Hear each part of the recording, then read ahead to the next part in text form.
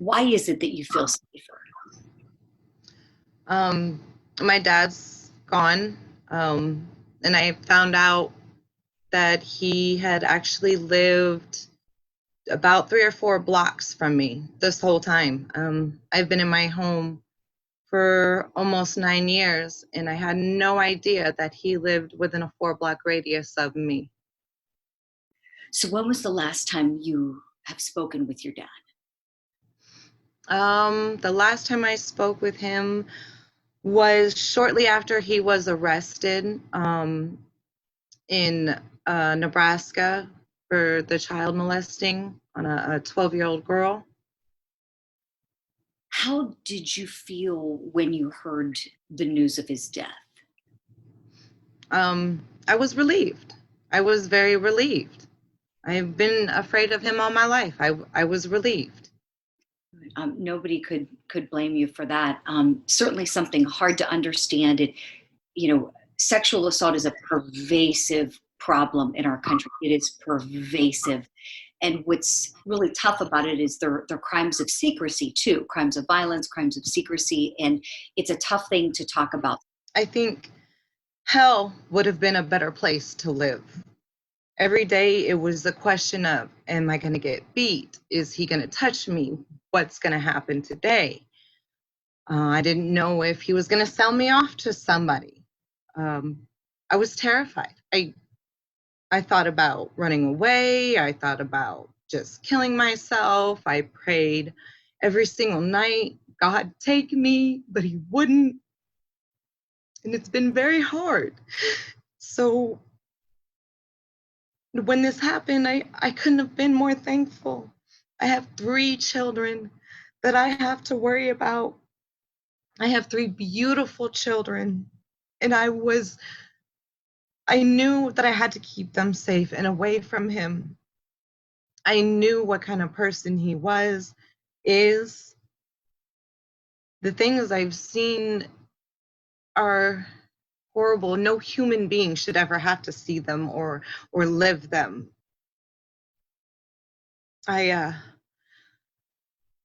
I remember occasions where he would sit there and tell me that I would have to do these things for him because he bought me presents and Christmas presents and stuff. And I would tell him, I don't want them. I don't want them. Take them back. I don't want them. And he would tell me, no, I can't take them back. They're yours now. And you have to do this for me. This is a favor and I need you to do it for me. No, I don't want to. And the more I fought and I told him no, the more he made it hurt. The more he destroyed me. He would pin me to the bed. He would tell me things like, if my mother asked me to do this, I would do it for her because that's what family's for. No, that's not what family's for. He was supposed to protect me, and instead he hurt me. My brother, he would sit there and watch my dad do these things to me, and he would do nothing. He was too afraid. He would say he was too afraid. He's 4 years older than me.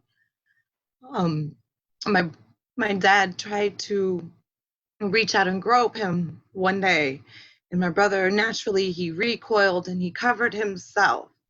And my dad looked at him and said, "What? I can't touch you?" And my brother was like, "No." My dad's like, "Well, Amanda will let me touch her, won't you? You'll let me play with your boobs, won't you?" And I looked at my brother. I looked at him. I was terrified. And all he did was look back at me and shrug his shoulders like, meh, whatever. He didn't do anything.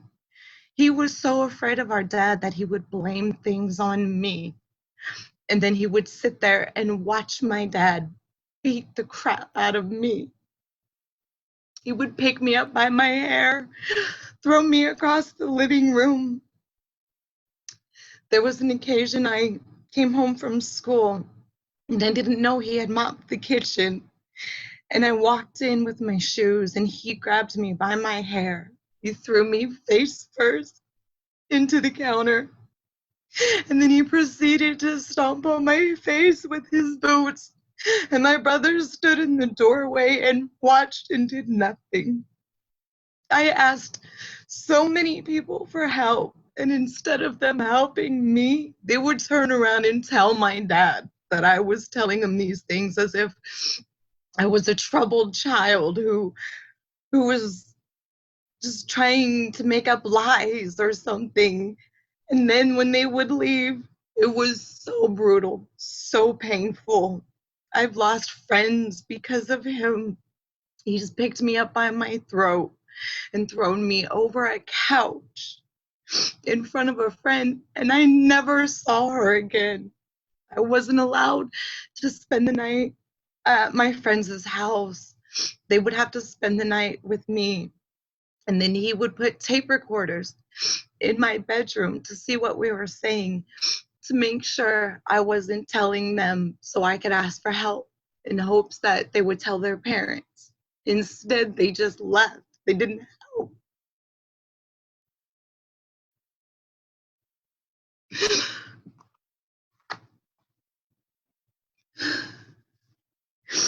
He he was a snitch for the ATF. And one year in Colorado,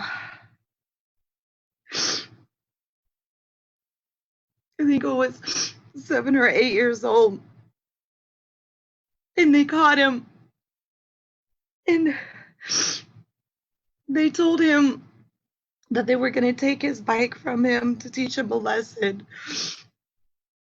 He was on the phone with them, and I came in the house to grab ice water, and I heard him begging and pleading, please don't take my bike. Take my daughter, but don't take my bike. He tried to give me to them as payment because he cared more about his bike. He, when I finally moved out,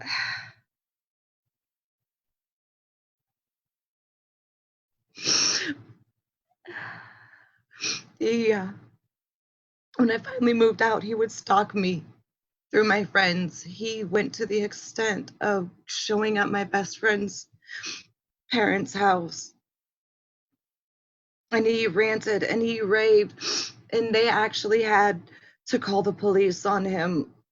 He wouldn't leave. He was making threats, and they would tell him, I'm not telling you anything. I'm not telling you where she's at. And the cops would show up.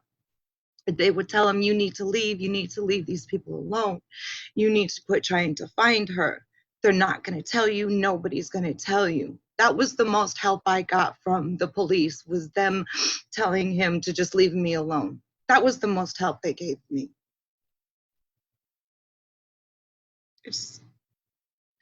I wanted to die for the longest time.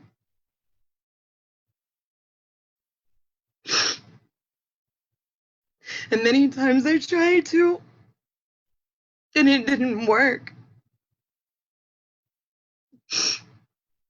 I've had to live in fear for 34 years, and it has been the worst pain that I could imagine. And so when I finally got the phone call, yes, I was relieved. I couldn't wait to have him cremated. I couldn't. And I know that sounds horrible, but he took my life and many other lives before he died.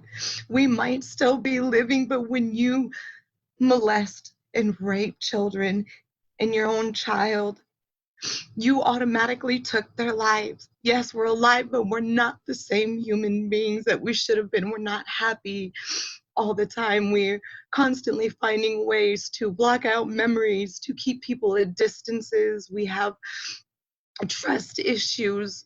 We're left with a black hole. Amanda, you are not alone. And you hit the nail on the head.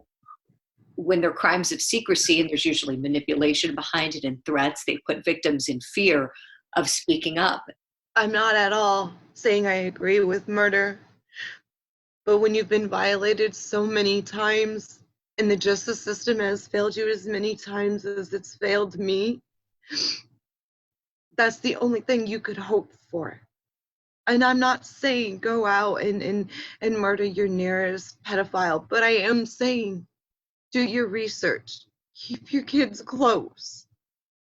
But it goes to show that James Fairbanks, he saw what he was doing. He noticed it. He saw how many times he was released and slapped on his wrist. How many more children were going to be hurt? How many more children's lives were going to be taken? They wouldn't stop him. He needed to be stopped. When did the abuse begin? How did it begin? How did it progress? I was about 6 or 7 years old. He would make me take baths with him. He would lay me on his stomach, and he would touch himself and rub himself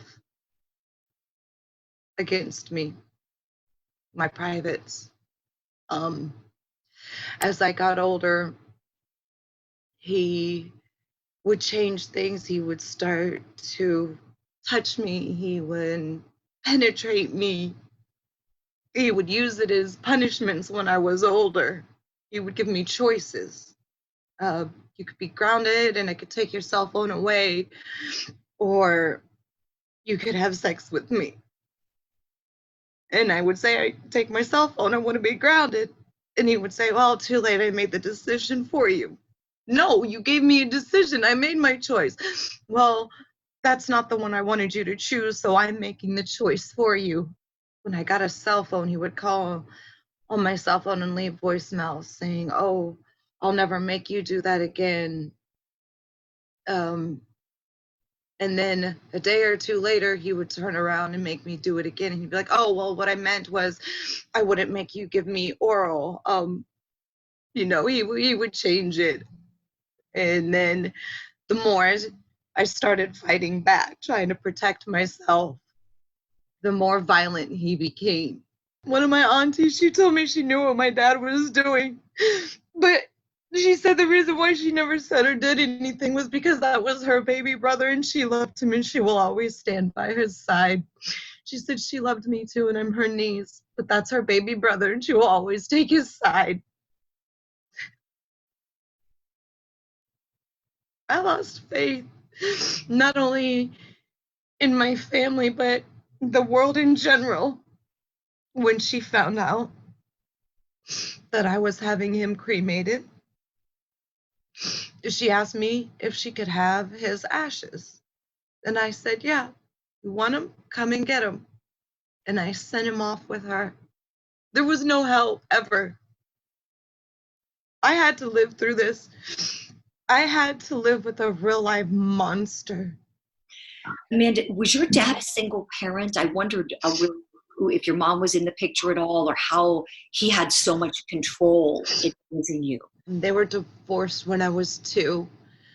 Long story short, my mom took me and my 2 older brothers, because my dad was so violent and abusive. She took us, and when they went to court, the judge made my mom give us back to him because they called it kidnapping, even though he was abusive and there was all kinds of charges and stuff on file. And she tried so hard, but the court gave my dad custody. The only one of us 3 who got to go with my mom was my oldest brother, Mateo. One night after raping me, he asked me why I was so angry with him, and I said, I hate you. I said, I wish you were dead and I want to go live with my mom. He said, you want to go live with your mom? Fine. And then when I asked him when he was going to get me my airplane ticket, he said he wasn't. He said, you will never see your mom. You will never live with your mom. I couldn't even talk to my mom. He would sit right next to me and make me put the phone on speakerphone. And if she asked a question or said something that he didn't like, he would take the phone from me and he would hang up on her and change the number. He was also an undercover snitch for the DEA. So he always got a little help from them. They needed him to do their dirty work, and he needed to keep me away from my mom. I know you said he was a cooperating informant for the ATF and for the DEA. When you said like they kind of helped, do you mean like helping in the moving, helping in concealing his identity? They paid him to get information on the 1%er biker clubs, and in exchange they would pay him, and when we had to be relocated, they would relocate us. They would get us hut houses, they would get us in them. Did he ever do that on any other occasions, or where you really felt like he was going to try to sell you for sex or try to do something where he was involving other men or women with you, anything like that? There's numerous occasions. I was his get out of jail free card, get out of trouble card. He tried it in Florida. We had moved back to Florida after we weren't supposed to move back to Florida. And one of the biker gangs found out that we were there. And he tried to give me to him. I remember him staring at me. I remember his eyes. I remember the fear that ran through my veins. I remember feeling my skin boil. I remember the cops showing up. I remember my friends rushing me out of the bar. I remember we speeding all the way back to my house, packing my clothes and leaving. I remember him trying to tell him, just take my daughter. Just take my daughter. Just take my daughter. Please don't hurt me. Please don't hurt me. Take my daughter. The things that really gets me is anybody who hurts kids, animals, and especially things that happen in the home, domestic crimes, because they're kept under wraps. And someone else who was abused by your father, young man, his mother's name is Laura Smith, and she's the one, as you know, who's kind of started the campaign to free James Fairbanks and whatnot. Can you tell me what you think when you, or what you thought when you learned of that situation? That young man is no longer alive. Mother feels like he turned to drugs to cope and whatnot. And you've been so open. I thank you for being so candid, talking about wanting to die, not wanting to be here. And his mother thinks that it was him turning to drugs to try to just numb the pain that ultimately took his life. Share with me your thoughts on that. So Laura and her son, I remember them vaguely, but I remember them. I actually slept down the hall from her son. I remember seeing this little blonde boy bouncing through my hallways. We would run together and we'd play together. And I remembered this brunette woman. I could never remember her face. And then over the years, I was hearing about my dad's sexual assault charge against him. And as I got older, I started putting things in pieces. I started putting them together. It was a puzzle. It just came to me. And then I realized that that was the boy that my dad had molested. I didn't see it happen.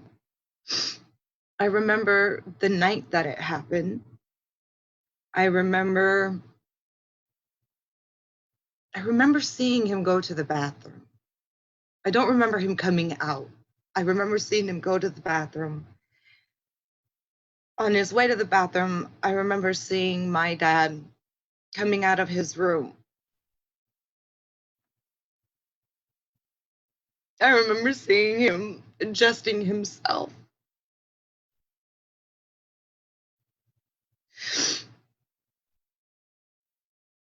I believe Laura said I was about 5 years old when that happened.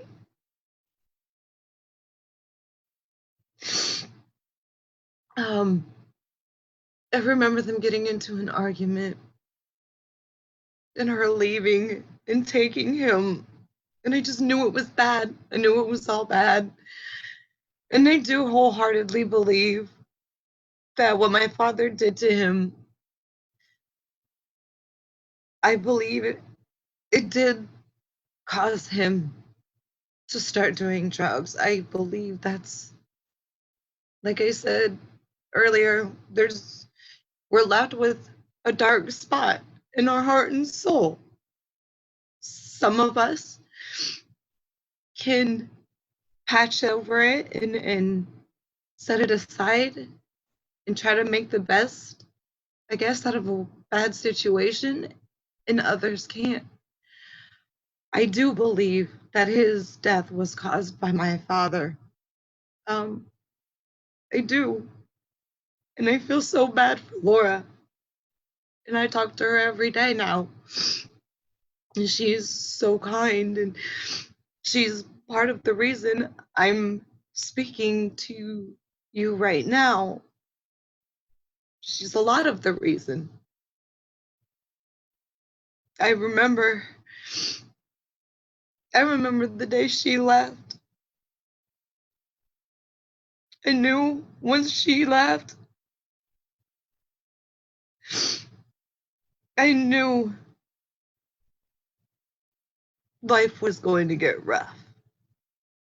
The only time life was semi decent was when there was a woman in his life. But that woman was usually always a woman who needed help or who was in a bad situation and had a child. They were bullseyes. They were bullseyes for him, targets. And he would zero in on them. And he would make friends like no other. And those were the only times I was somewhat safe, was when somebody else was the target. Did he ever sexually abuse your other brother, Mateo, at any point? I don't know if either of them were sexually abused. Well, I know my oldest brother, Mateo, was not. I don't know about my brother, Joey. But yeah, I know my dad, he beat all three of us. We were his personal piñatas. He didn't care. All three of us would get beatings, and he would whoop us if a woman would leave him and break up with him. It was always our fault. And it was just a matter of who was getting their ass whooped first. When you think about things that could be done now, like the system seems like it just failed you in so many ways. So many people failed you. Your dad, I mean, failed you. I mean, the things he did were just beyond deplorable. What could be done now to help folks? Because I guarantee there will be people, not just one person, people watching this in your position thinking, oh my gosh, I need to go to someone, I need to tell someone. Or just for folks who might suspect it, like take your aunt, for instance, who said, I knew all along, but yet chose to do nothing. That's deplorable. Tell me what you think can be done. I think that the laws and penalties for pedophiles needs to be much more stiff. I think when the sex offenders commit crimes, I think they should get the full sentence, the full max. Not give them 5 years and then let them out halfway through because of good behavior. I think they should bring castration back. I do. And I think that would be the greatest law. To have to live with those urges and not being able to fulfill them in any way, that's a pretty good way to take a pedophile's soul. I found paperwork in my dad's house when I was packing it. He was looking up in other states the similarities to cities and distances from school and whether or not he had to register as a sex offender. He was staking out places that were like Omaha so he could move, so he could start fresh. What advice do you have to other parents, as a child who knows what it feels like to want to tell someone, to not, have anyone to go to? What do you think we need to be doing for our kids, Amanda? I can't say it with any more passion than do your research. That's what the registry is for. Know who you are allowing your children around. If your children has been with somebody for the day and they're acting strange, they're not themselves, talk to them. Let them know, no matter what it is, you can tell me, tell mommy, tell daddy, you can tell them. And you need to protect them. You need to protect them. If they say this is what happened, you need to believe your child. Tell me about some of the things you do as a parent to make sure they stay safe. First of all, I don't allow my children to go with any men besides their father. I always tell them, if somebody ever says or does anything to you, you come and you tell mommy or daddy, you tell us right then and there. Mommy and daddy will handle it. We'll take care of it. I've had the doctors at the children's hospital, I've had them talk to my children and explain to them that nobody is allowed to touch your private areas. You were so forthcoming, and again, I appreciate it because it's a problem. Many people have thoughts and suicidal ideations and things, and you talked very openly about that, which I thank you for. You said you tried a couple times. Would you be comfortable sharing with us what exactly you had tried and what stopped you, and any advice for somebody who might be thinking about suicide, what you would tell them to do right now in terms of getting help and not doing that? I tried to cut my wrists. And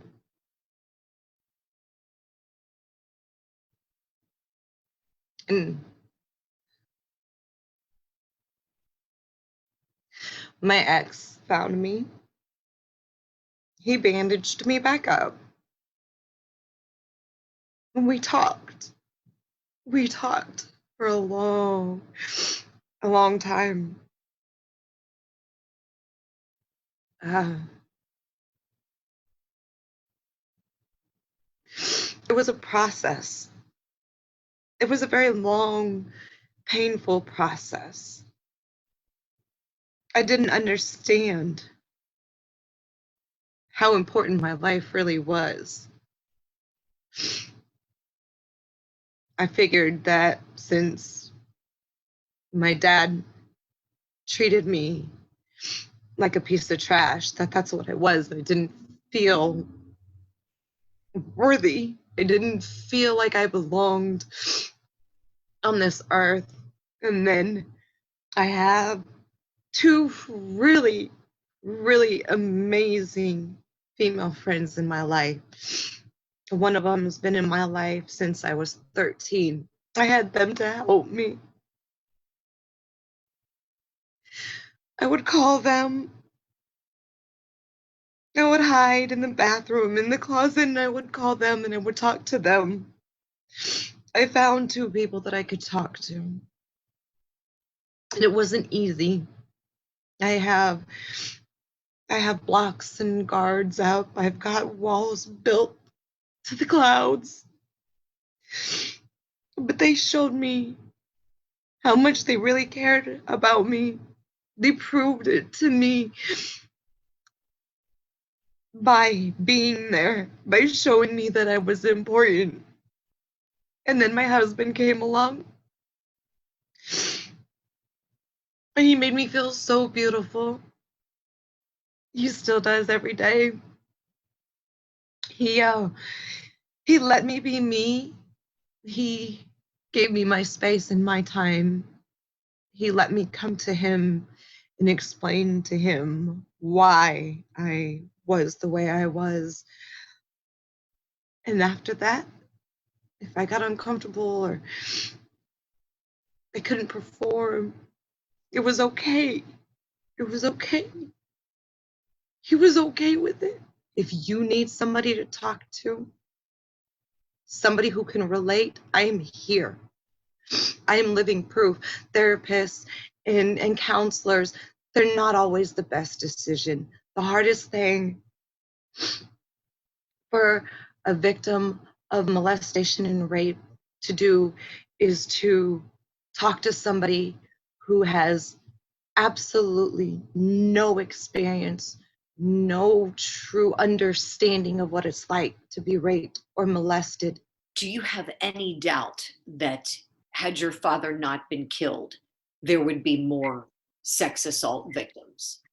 I found children's clothing in his house when I was packing his house, and I found little boy's pants, khaki pants. They weren't new. They had stains on the knees like they had been playing in the yard or something. I found little girls' blouses. I found a pair of little girls' panties. Panties. No, I don't think he was going to stop. No, I know he wasn't going to stop.